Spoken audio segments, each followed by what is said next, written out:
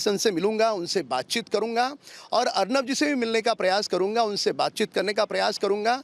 और केवल मात्र इस सरकार को हम बताना चाहते हैं कि ये लड़ाई अर्नब जी की अकेले की नहीं है, ये लड़ाई रिपब्लिक टीवी की अकेले की नहीं है, ये लड़ाई संविधान बचाने की है, ये लड़ाई लोकतंत्र बचाने की है, ये लड़ाई रावण राज समाप्त करने की है, ये लड़ाई, ये जो धृतराष्ट्र की सरकार है, अंधी है, बहरी है, गूंगी है, इस सरकार को सबक सिखाने की लड़ाई है।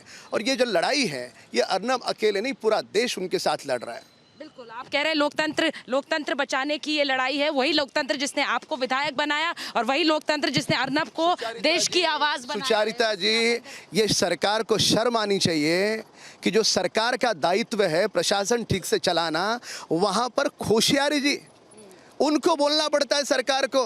अभी बात की जान खतरे में है। अरे ये सरकार का कितना बड़ा फेलियर है, ये सरकार ने हाथ जोड़ करके माफ़ी मांगनी चाहिए। मैं खुद राज्यपाल जी से मिला था, मैं विधायक हूँ, मेरा अधिकार है। मैंने मुख्यमंत्री जी को चिट्ठी लिखी, मैंने गृह मंत्री को चिट्ठी लिखी कि अर्नब के विषय में आपसे मिलना चाहता हूँ।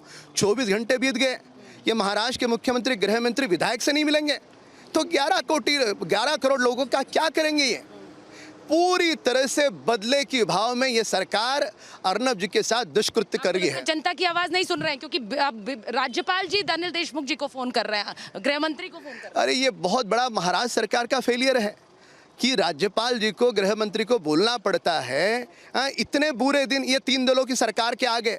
अरे कश्मीर से लेके कन्याकुमारी तक, अमेरिका से लेके लंदन तक लोग सड़कों पर उतरे हैं। पूरे देश में, विदेश में महाराष्ट्र सरकार की छीतू हो रही है। कब सुधरेगी ये सरकार?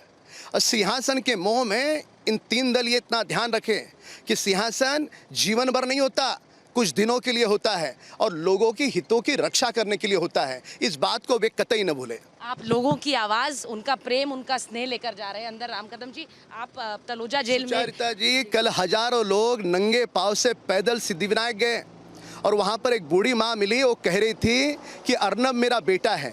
और यही भाव, यही ममता, यही प्यार, यही स्नेह पूरे देश भर में मिल रहा है। अर्नब जी बेबाक तरीके से बात करते हैं, शायद कुछ लोगों को रास नहीं आता होगा, पर उनका भी एक मत है कि अर्नब भले बेबाक तरीके से बोलते, आक्रामक ढंग से बोलते, पर उनकी बातों में सच्चाई है। अरे सरकार को हम फिर से कह देना चाहते, चेतावनी देते हैं कि तुम में हिम्मत है तो अर्नब के सवालों का जवाब दो। तुम्हारे पास जवाब नहीं है। पालघर हत्याकांड में जिस निर्ममता से, बर्बरता से पीट पीट कर हमारे साधुओं को मार दिया था, तब कहाँ गई थी शिवसेना? क्यों खामोश थी?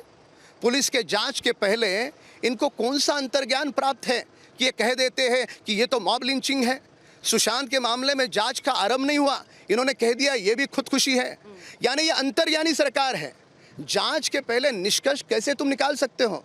और उस समय अर्नब या रिपब्लिक टीवी उन साधुओं की आवाज बनता है, सुशांत के पिता की न्याय की गुहार लगाता है, तो अपराध हो गया। आप अंदर जा रहे हैं, आप अर्नब से मिलने जा रहे हैं। मैं एक बार फिर बता दूं, राम कदम जी बीजेपी के विधायक हैं, बतौर एक जनप्रतिनिधि वो तलोजा जेल में जा रहे हैं और जो जेल प्रशासन है उससे मुलाकात करेंगे और वहां अर्नब से मिलने की बात करेंगे। राम कदम जी अंदर जा रहे हैं, मैं तस्वीरें दिखा रही हूँ एक बार, क्योंकि राम कदम बीजेपी के विधायक